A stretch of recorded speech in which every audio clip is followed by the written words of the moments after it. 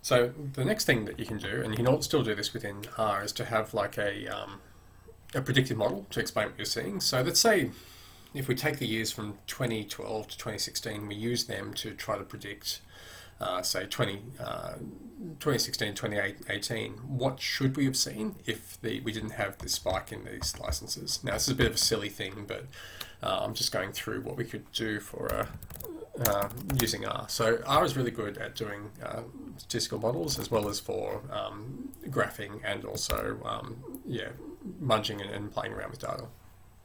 So let's take our summary data and we're going to filter it, and we want the year less than 2016 to be in our training data set, and we also don't want those janky years as well. So let's go year more than, say, 2012, and that's when the credit licenses started to happen.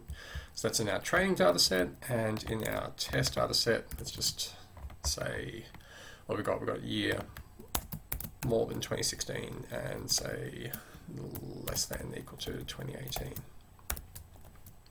Train test, okay. So we've got test 72 and train 96 data set, observations, cool, okay. So what we can do as well is just making sure we've got the right years.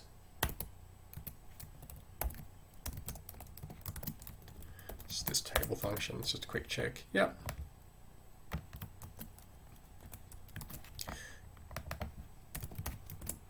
Yep, okay, cool. Now, what I see people do as well is they spend too much time on doing what is just supposed to be a really quick model, and this isn't going to be the world's best model, right? But we can fit a model to this data, and it's approximately normal, so we can fit the easiest possible the easiest possible model, which is just a normal linear regression, and we might just even just for a bit of formality actually just test that as well. So plot that compared to a theoretical normal distribution. Is it going to be good enough? This is just a QQ plot. I mean, it's not great, but it's good enough for a first cut model, which is what we really want. We don't want the best model in the world. We just want a first cut model to see if there is some signal there. So within R, it's really easy to do a model.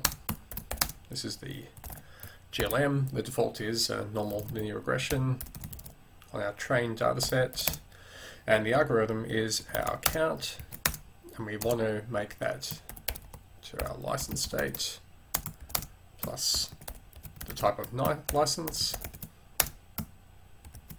plus, let's just see if there's some seasonalities. Let's stick our month variable in there, and we can do a summary of the model. Okay, so that's fitting a model. Whoops, I've made a mistake with that name. Let's see, data's train LIC underscore state. And I did have an error here by not having state here. So let's just have state there, put state in there,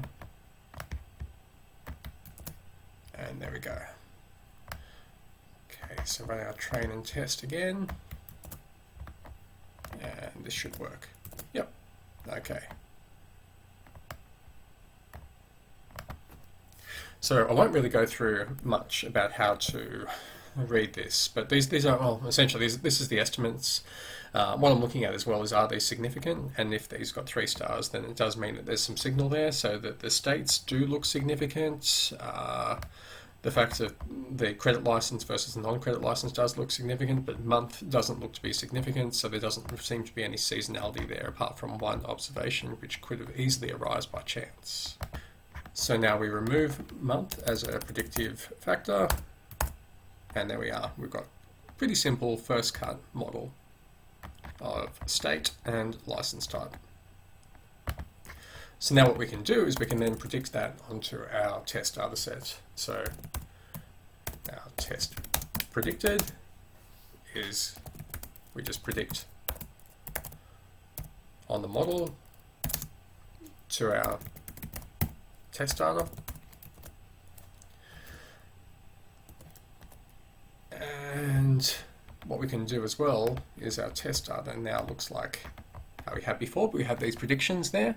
So you can see these predictions are generally a bit under what we actually see in the like 2016 to 2018 data.